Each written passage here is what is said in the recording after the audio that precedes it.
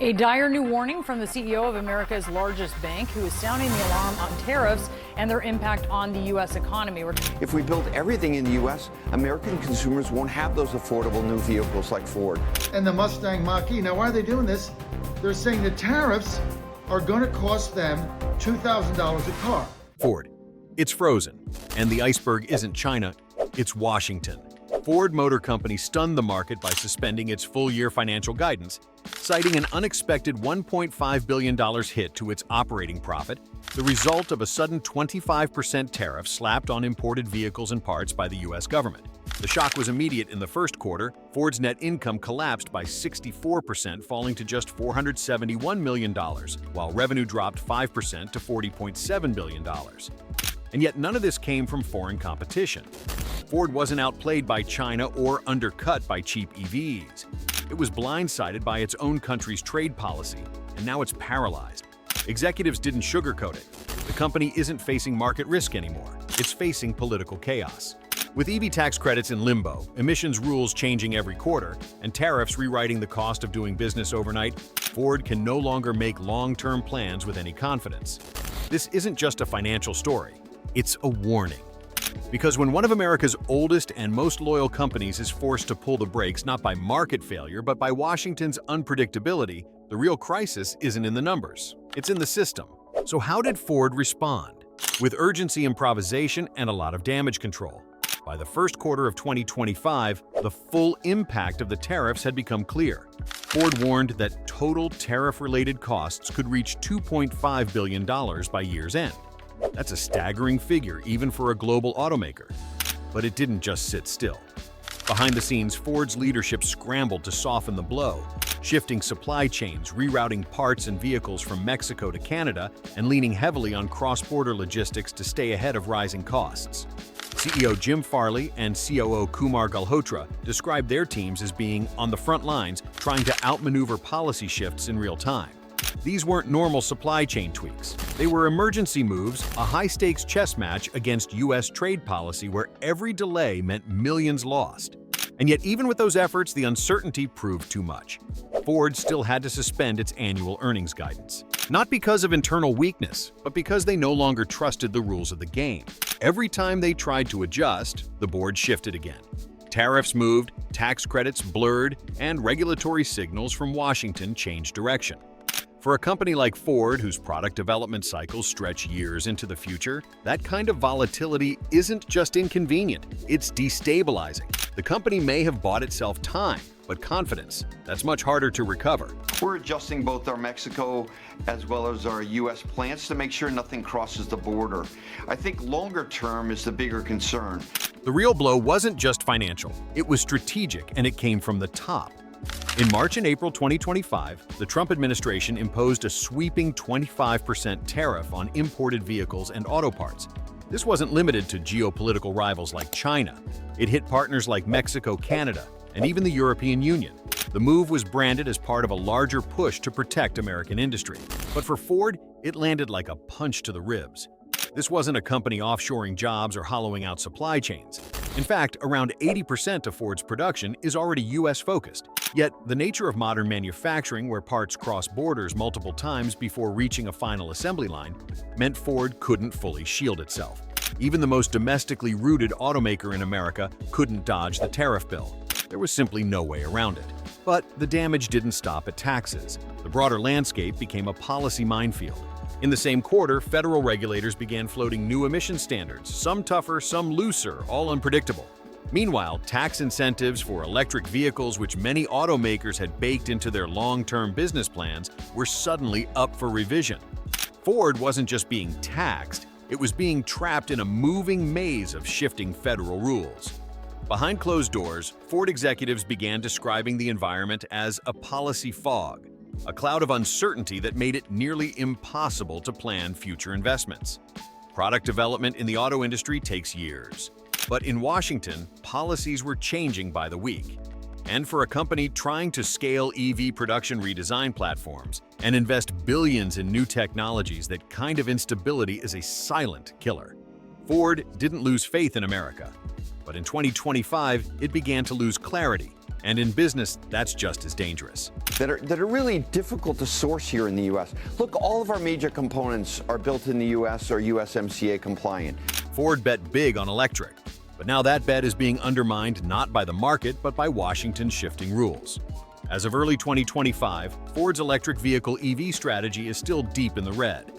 The Mustang Mach-E, produced in Mexico, remains one of the company's flagship battery electric vehicles, but it continues to operate at a loss. And that was before tariffs added a fresh layer of financial strain.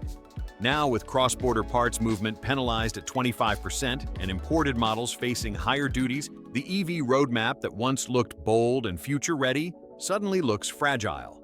Ford didn't misread the market. It misread the government. The company had banked on a set of stable federal incentives, especially the EV production and consumer tax credits to offset high development and manufacturing costs. But in 2025, those incentives are in limbo.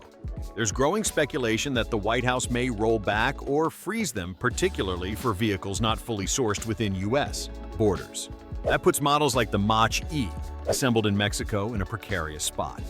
The uncertainty isn't just about margins, it's about momentum.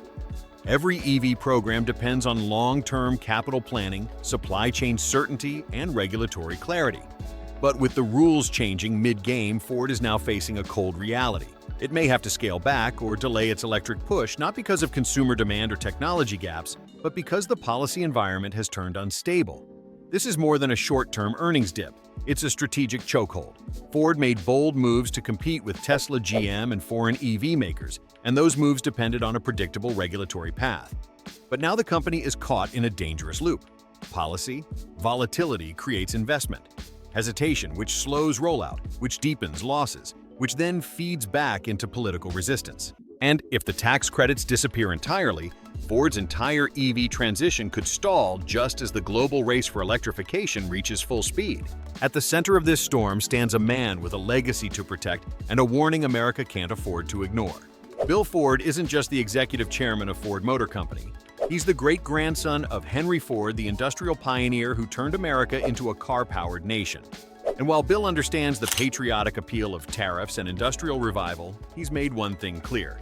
There is nothing worse than uncertainty. That single line, spoken during an interview in 2025, cut through the noise of tax bills, tariffs, and production schedules. Because for Ford, uncertainty isn't just a nuisance, it's existential. Inside the company's historical archive, the Ford family still preserves a rare artifact, the very first Ford vehicle ever made hand-built before assembly lines existed. It's not black like most Model Ts. It's bright red, a reminder that Ford's legacy began not with mass production, but with experimentation, risk, and vision. That car isn't just a museum piece. It's a symbol of what Ford stands for: long-term thinking innovation through volatility, and the belief that American industry succeeds when it's given room to build, not forced to flinch. Today, that legacy is being tested. Bill Ford isn't asking for protection, he's asking for clarity. Because even the strongest company can't thrive if the rules of the game keep changing mid-play. Ford has the factories, the workers, the ambition, but without policy stability, none of that matters. What we're seeing in 2025 isn't just a business slowdown, it's a moment of reckoning for how America treats the very icons it claims to champion. And if Ford, a company that helped build modern America, can be blindsided by its own system, what does that mean for everyone else? Ford has been rattled but not broken. The road ahead is still uncertain, but the engine's still running. Even after a stormy start to 2025, Ford isn't giving up. It's recalibrating. Each challenge has forced the company to shift gears, sometimes painfully, but those moves offer a roadmap for where it goes next. On tariffs, Ford knows it can't control Washington, but it can adapt. The company continues to restructure its global supply chains in real time, looking for ways to reroute parts and avoid the full weight of new duties. It's not a perfect solution, but it's bought time and preserved core operations. On forecasting, the strategy is caution. Ford has delayed its full-year earnings guidance until at least Q2, waiting to see whether the political landscape stabilizes. It's a rare move, but a necessary one. Executives won't bet shareholders' confidence on shaky ground. On electric vehicles, the mission remains. Ford is still committed to scaling its BEV program with cost improvements and production efficiency top of mind. But investment timing now depends heavily on how tax credits evolve and whether policy starts supporting ambition instead of destabilizing it. And finally, on legacy, Ford is doubling down not just on cars, but on country. The message from leadership is clear. The company isn't just trying to survive this moment, it's trying to lead through it. Not with slogans or subsidies, but with the same industrial grit that built the brand more than a century ago. Ford's future will depend on more than just vehicles and spreadsheets. It will depend on whether America decides to treat its industrial champions as partners or pawns. And until that choice becomes clear, Ford is staying flexible, staying grounded, and above all, staying in the game. What do you think? Is Ford just the first warning shot? Or are more American companies about to face the same fate? Drop your thoughts in the comments. Don't forget to like, share, and subscribe, because next week we're uncovering how Canada and the EU are silently rewriting the rules of global trade with or without Washington. Stay sharp. This is the new front line of economic warfare.